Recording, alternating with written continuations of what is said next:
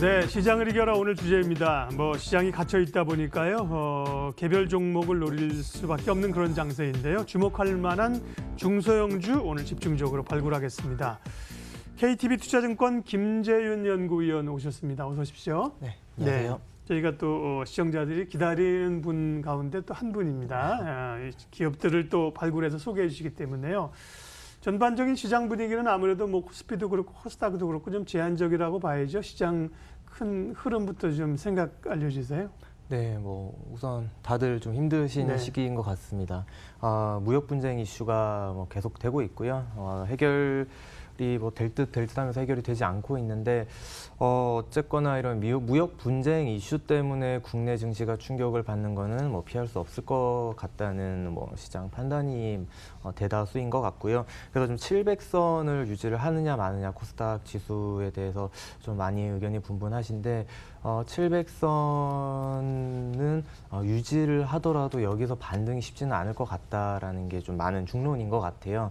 그리고 일단 지금 오늘도 그렇고 이제 최근 주가가 좀 부진할 때 지수 수급을 보시면은 개인 매수세를 외국인 이제 매도세로 누르는 좀 모습을 보실 수가 있는데 일단 개별 종목 장세라는 게 시장에 개인 유동성은 풍부한 상황인 것 같습니다. 일단 부동산 쪽이 이제 부동산 거래 절벽이랑 이런 것들과 맞물리면서 개인 유동성은 풍부한 상황인데 원화 약세가 워낙 좀 극심하다 보니 외국인 이탈이 계속 일어나는 상황이고요. 그러다 보니 지수가 위로 상승하지 못하고 좀 흘러내리는 모습이 계속 연출이 되는 상황인 것 같아요. 그리고 좀 제가 코스닥 지수를 볼 때 좀 중요하게 보는 게 상승 기간이랑 상승이 연속된 기간을 좀 중요하게 보는 편인데 작년 12월부터 코스닥 시장이 5월까지 사실 연속으로 5개월 이상 지금 상승을 했습니다. 상승폭보다 기간을 좀 더 중요하게 보는 게 연속으로 지금까지 상승을 했던 평균 기간이 6개월 정도 이제 상승이 연속 상승 평균 기간이고요. 그리고 그 뒤로는 2개월 정도 이제 하락이 좀 이어진 부분이 좀 통계적으로 많이 있었기 때문에 사실 지금 코스닥이 지수적으로는 많이 오르지 않았다고 하더라도 연속적으로 오른 기간이 좀 길었기 때문에 5월달, 6월달 이제 상승을 좀 기대하기는 좀 무리가 되지 않나라고 보고 있고요.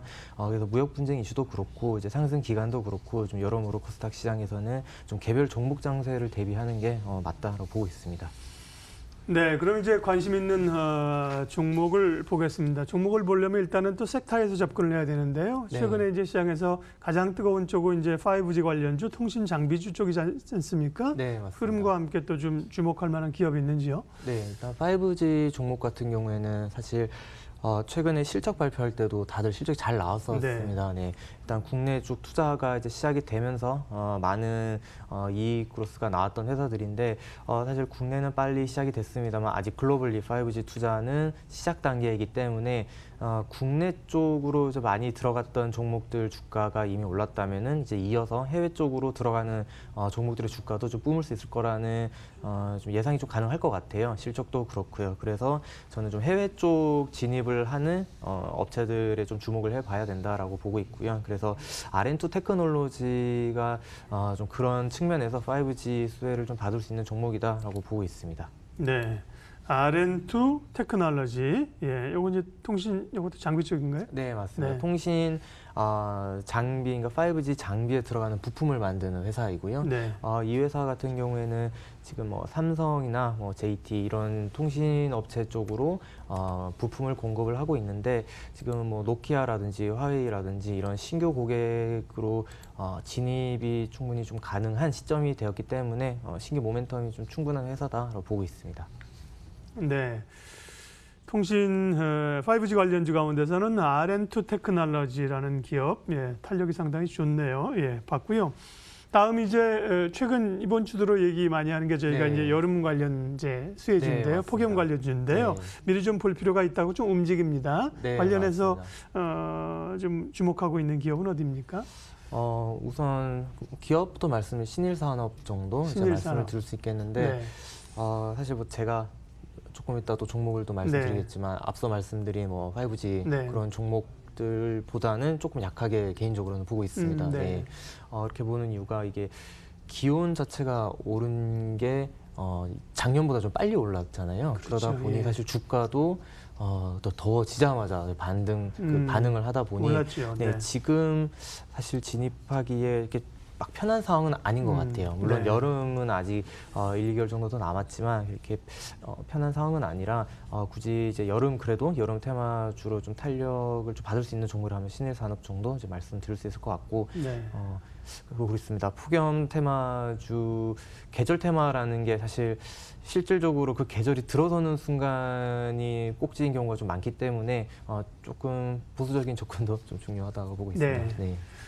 자, 그러면 이제 조금 더 관심권에 있는 종목들 탑픽 종목으로 꼽으신 기업 좀 알려주세요. 어떤 건지. 네. 네, 오늘은 일단 무역 분쟁 때문에 뭐 시장도 안 좋고 네. 뭐 그런 상황이지만 사실 무역 분쟁으로 인해서 수혜를 받을 수 있는 종목들도 있기 때문에 오늘은 무역 분쟁에 대한 좀 반사 수혜가 가능한 종목 두 종목 좀 준비를 했고요. 예. 그래서 일단 말씀드릴 종목은 월덱스 그리고 태평양물산을 두 종목을 말씀을 드릴게요. 그래서 월덱스부터 말씀을 드리면 이 회사는 그 비메모리 반도체 쪽으로 들어가는 반도체 소재 업체다라고 보시면 됩니다. 그래서 피어 그룹으로 본다면 경쟁 업체는 하나머티리얼스 그리고 SKC 솔믹스 뭐 이 정도 원익 QNC 뭐 이런 종목들이 있을 것 같고요.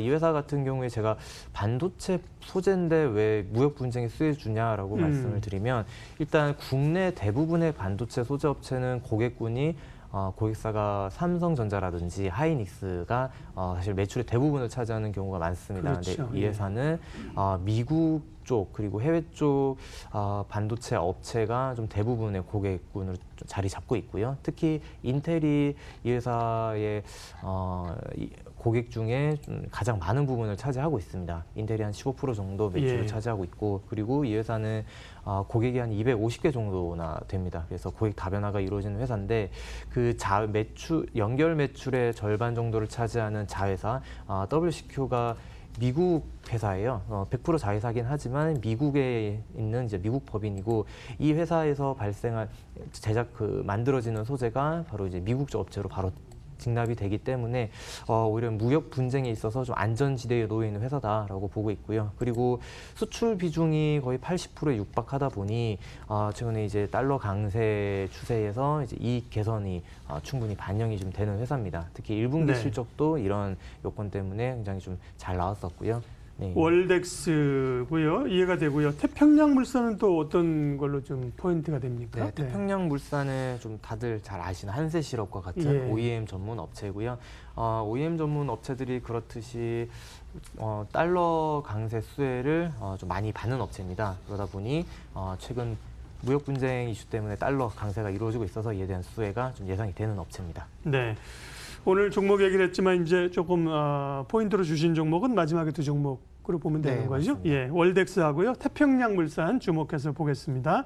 시장을 이겨라 KTB투자증권 김재윤 연구위원 함께했습니다. 수고하셨습니다. 네, 감사합니다.